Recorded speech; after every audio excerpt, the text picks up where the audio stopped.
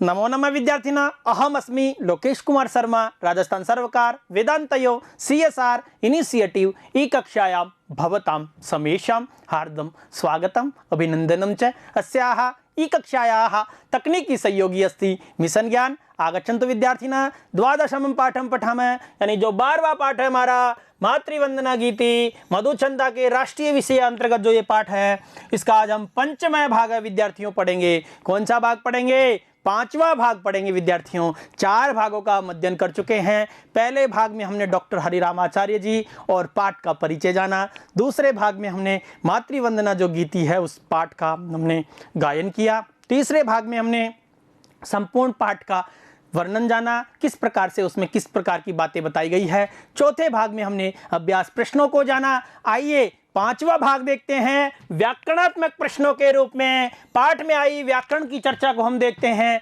आइए चलते हैं पहले प्रश्न की ओर। अधोलिखित पदेषु नामोल्लेख पुरस्सर संधि कार्य, यानी अधोलिखित जो पद है इसमें नामोल्लेख करते हुए संधि करनी है बच्चों। पहला पद है एव प्लस इति, सन्निपत्य प्लस अभिव्यक्तः।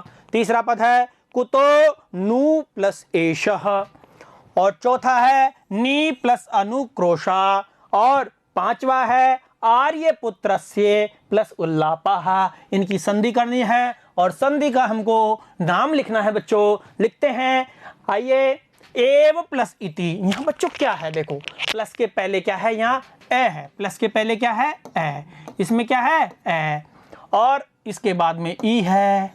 और जब ऐसी पोजीशन आ जाती है तो हमारा सूत्र कहता है, आद गुण जो सूत्र है वो कहता है कि ई का गुण ए हो जाता है। तो इसका क्या हो गया, ये हो गया, और संधि हो गई एवेति, और संधि का नाम हो गया गुण संधि ही। उसी प्रकार से दूसरा पद देखते हैं बच्चों, सन्निपत्य प्लस अभिव्युक्तः। जो सन्निपत्य है प्लस अभिव्युक्तः है, अर्थात इसमें प्लस के पहले क्या है, ए, और प्लस के बाद में क्या है, ए, यानी दोनों ए मिलकर क्या हो गया, आ हो गया। कब होते हैं, दीर्घ संधि में। दीर्घ संधि में सवर्ण जो अच होते हैं वो हो जाते हैं, क्या हो जाते हैं, दीर्घ हो जाते हैं। रूप बनेगा सन्निपत्याभिव्युक्तः, और संधि कौन सी हो गई, दीर्घ संधि। और दीर्घ संधि का सूत्र आपको मैंने पहले भी बता दिया, अक सवर्णे दीर्घः, यानी अक यानी जो समान सवर्ण है उनका दीर्घ हो जाता है। कुतो प्लस नु प्लस एष, अर्थात बच्चों यहाँ दो देखो, कुतो कुतो प्लस नु प्लस एष, यहाँ पहले से संधि हो रखी है बच्चों। कुतो कुतः, कुतः का ओ हो रखा है पहले ही, तो नु प्लस एष में हमको देखना है। तो नु से, नु में क्या है, ऊ, नु में क्या है, ऊ और ए। तो बच्चों क्या देखो कौन सी पोजीशन आ रही है। एक सूत्र हमने पढ़ा था, ई को यण ची, इक के स्थान पर यण हो जाता है। इक का मतलब ई उ री ली के बाद में यदि कोई सा भी स्वर आए तो हमको क्या करना पड़ता है, उसका हमको यण करना पड़ता है। और यण में क्या होता है, ई उ री ली का य व र ल हो जाता है, और इस उ का क्या हो गया, यहाँ वह हो गया, और रूप बना कुतोन्वेषः यण संधि का। उसी प्रकार से निहि प्लस अनुक्रोशः, तो विसर्ग के स्थान पर रुत्व का र, तो निरनुक्रोशः। तो इसमें भी कौन सी संधि हो गई, रुत्व संधि, यानी विसर्ग संधि होगी बच्चों। यहाँ 5वीं संधि को देखते हैं बच्चों, आर्यपुत्रस्य उल्लापः, यानी इसको अगर हम देखते हैं बच्चों तो प्लस के पहले क्या है, यहाँ ए है। प्लस के पहले क्या है, ए, और प्लस के बाद में क्या है, ऊ। प्लस के पहले ए है और प्लस के बाद में क्या है, ऊ। और जब ऐसी पोजीशन आ जाती है बच्चों तो ई का तो ए होता है और ऊ का क्या हो जाता है, ओ हो जाता है। तो यहाँ हुआ आर्यपुत्रस्योल्लापः, यहाँ गुण संधि हो गई। सूत्र कौन सा है, आद गुण है। वो आइए देखते हैं दूसरे प्रश्न की ओर चलते हैं। अधो निर्दिष्टानाम संधिपदानाम संधिनाम निर्देश पूर्वक विच्छेदो विधेय, यानी जो अधो निर्दिष्ट पद है, संधि पद है, इनका विच्छेद और संधि का नाम लिखना है। पहला है हुतात्म भी, दूसरा है भवेन्न, तीसरा है चयकता, और चौथा है संस्कृतेर विभूषणम, और पांचवा है मातृभूरियम। तो बच्चों इनको हम देखते हैं, संधि पदों को, विच्छेद को देखते हैं, संधि का नाम देखते हैं। चलते हैं अगली स्लाइड की ओर। संधि पद है उतात्म भी, यानी हुत प्लस आत्म भी। यहाँ बच्चों ए और आ मिलकर क्या हुआ था, यहाँ दीर्घ हुआ है बच्चों, ता। तो यहाँ कौन सी संधि हो गई, दीर्घ संधि। उसी प्रकार से भवेत प्लस न, तो यहाँ भवेत प्लस न, प्लस के पहले आप क्या देख रहे हैं बच्चों, तय देख रहे हैं। यहाँ हमने संधि विच्छेद किया इसका, भवेत प्लस न, और भवेत प्लस न को हम अगर देखें बच्चों तो क्या होता है कि प्लस के पहले क्या है, तय, और प्लस के बाद में क्या है, न। तो हमारी जो अनुनासिक संधि है वो अनुनासिक संधि क्या कहती है, यानी प्लस के बाद में किसी भी वर्ण का पांचवा वर्ण हो, प्लस के बाद में किसी भी वर्ण का पांचवा वर्ण हो, तो उस प्लस से पहले वाले वर्ण का भी क्या हो जाता है, पांचवा वर्ण हो जाता है, उसी वर्ग का पांचवा वर्ण हो जाता है। तो यहाँ भवेत और इस तय का पांचवा वर्ण कौन सा है बच्चों, न, और इस ये न है ही तो रूप बना भवेन्ना, भवेन न। उसी प्रकार से चयकता देखते हैं, तो चय प्लस एकता, तो यहाँ प्लस के पहले क्या है, ए है, और प्लस के बाद में क्या है, ए है, और ए मिलकर क्या होता है बच्चों, वृद्धि संधि में क्या होता है, जो वृद्धि आदेश सूत्र है वो क्या कहता है, ऐसी स्थिति जहां भी आती है तो ए का आई, ओ का औ हो जाता है, और यहाँ क्या हुआ, आई, तो चैकता, चैकता। उसी प्रकार से संस्कृते है विभूषणम, तो संस्कृते है विभूषण में बिंदी नहीं है बच्चों ना, तो संस्कृते विभूषणम, संस्कृते है प्लस विभूषणम, यहाँ विसर्ग के स्थान पर रह हुआ तो रुत्व विसर्ग संधि हुई। कौन सी संधि हुई, रुत्व विसर्ग संधि। उसी प्रकार से मातृभूरियम, मातृभू प्लस इयम, मातृभू प्लस इयम, तो इसका भी रुत्व हो गया, तो रुत्व विसर्ग संधि। इस प्रकार से दो प्रश्नों को देखा। आइए तीसरे प्रश्न की ओर चलते हैं। निम्नलिखितानां समस्त पदानां नाम निर्देश पुरस्सर विग्रहो विधेय, यानी जो निम्नलिखित जो पद हैं, समस्त पद हैं बच्चों, इनका हमको क्या लिखना है, विग्रह लिखना है, और विग्रह लिखते हुए समस्त पद को लिखना है। तो लिखते हैं समस्त पद को, दीन लोक मोषणम हकंटकम लोक शासनम मातृवंदना। आइए लिखते हैं विग्रह और समास का नाम। दीन लोक मोषणम का विग्रह हमने किया है, दीनानाम लोकानाम मोषणम, यानी दीन दुखी लोगों का मोषण यानी ठगना।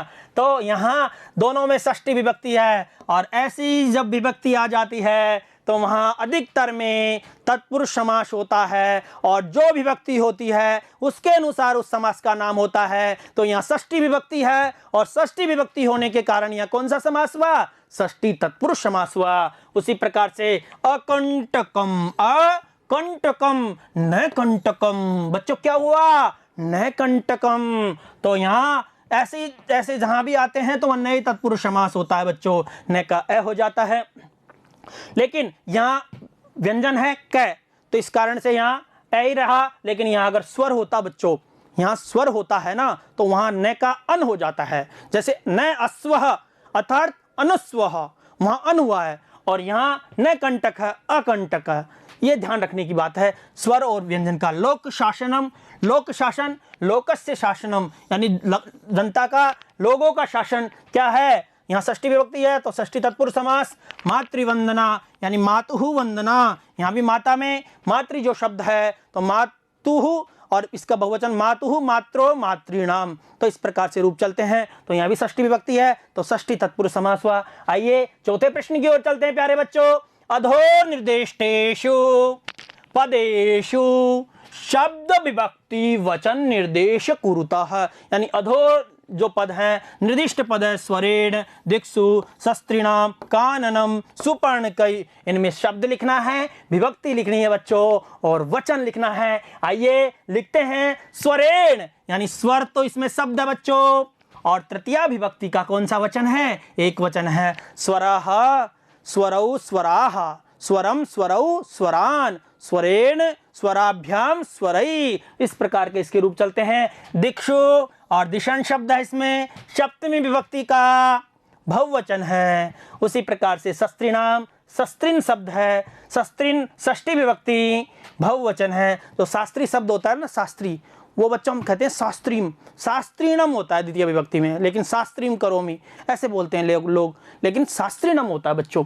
तो काननम, काननम कानन शब्द है, द्वितीय विभक्ति का एक वचन है। काननम, अगर इसमें काननम प्रथमा विभक्ति में भी हो सकता है बच्चों, एक वचन में हो सकता है, यहाँ द्वितीय विभक्ति है, लेकिन ये कानन द्वितीय विभक्ति एक वचन। सुपर्णकई, सुपर्णकई रामई, तो तृतीय विभक्ति है, यहाँ बहुवचन है, सुपर्ण का शब्द है। तो इस प्रकार से हमने इनके विभक्ति, शब्द और वचन जाने। आइए पांचवें प्रश्न की ओर चलते हैं। निम्नलिखितान तिङन्त पदानाम धातु लकार पुरुष वचनम च पृथक निर्दिश्यताम, यानी तिङन्त पद है बच्चों ये चीयताम, समारितम, वर्तताम, प्रवर्धताम, विधीयताम भवेत। बच्चों तिङन्त क्या होते हैं, मैंने पहले भी आपको बताए हैं। तिङन्त और शुभंत दो प्रत्यय होते हैं बच्चों। तिङन्त प्रत्यय 18 होते हैं।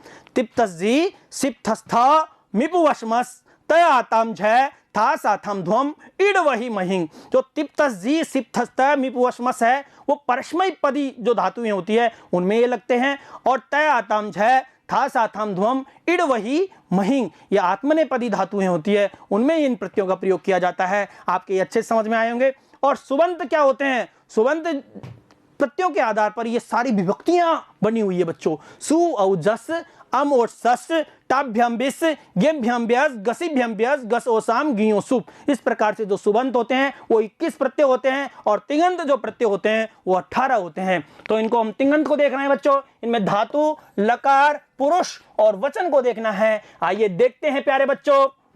तिङन्त पद है चीयताम, यानी इसमें धातु क्या है, ची, और लकार कौन सा है, लोट लकार, प्रथम पुरुष एक वचन है। उसी प्रकार से समारितम, सम आ और री, इसमें कौन सा है, लकार, लंग लकार है, प्रथम पुरुष का एक वचन है। लेकिन बच्चों यहाँ मेन चीज क्या है, इसमें लकार अगर हम नहीं देखें, इसमें अगर प्रत्यय देख सकते हैं बच्चों। सम उपसर्ग है, आ भी उपसर्ग है, री धातु है और इक्ता प्रत्यय है।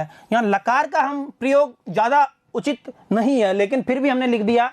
लेकिन आप यहाँ देख सकते हो, अगर सम आ जाए समारितम तो सम उपसर्ग है और आंग उपसर्ग है, सम और आंग यानी आ, और री धातु है, इक्ता प्रत्यय है। आपको इसका ध्यान रखना है। लेकिन ये इसका अर्थ लंग लकार में होता था, इसलिए हमने इसको यहाँ लिख दिया बच्चों।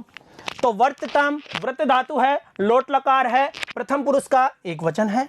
प्रवर्धताम में भी वही है, प्र उपसर्ग है, वर्ध धातु है, लोट लकार है, प्रथम पुरुष का एक वचन है। विधीयताम वी उपसर्ग है, धी धातु है और लोट लकार का प्रथम पुरुष का एक वचन है। भवेत भू धातु है, विधि लिंग लकार है, प्रथम पुरुष का एक वचन है। इस प्रकार से हमने इनको जाना। भवेत का बहुवचन होता है भवेयु, भवेत भवेताम भवेयु, भवे भवेतम भवेत, भवेयम भवेव भवेम। इस प्रकार के रूप चलते हैं। आइए छठे प्रश्न की ओर चलते हैं। निम्नलिखितेषु पदेषु प्रकृति प्रत्ययश्च पृथक पृथक लिखिताम, यानी निम्नलिखित जो पद हैं, समर्पित, रक्षणम, वंचनम, मनुष्यता, भारतम, इनमें प्रकृति लिखनी है और क्या लिखना है, प्रत्यय लिखना है। आइए इनके उत्तरों की ओर चलते हैं बच्चों। निम्नलिखितेषु पदेषु प्रकृति प्रत्ययश्च पृथक पृथक लिखिताम, यानी निम्नलिखित जो पद है उनमें प्रकृति और प्रत्यय को हमको अलग करना है। समर्पितम, जैसे पहला पद है समर्पितम, इसमें सम उपसर्ग है, अर्प धातु है, इक्त प्रत्यय है, इक्त का तय बसता है बच्चों।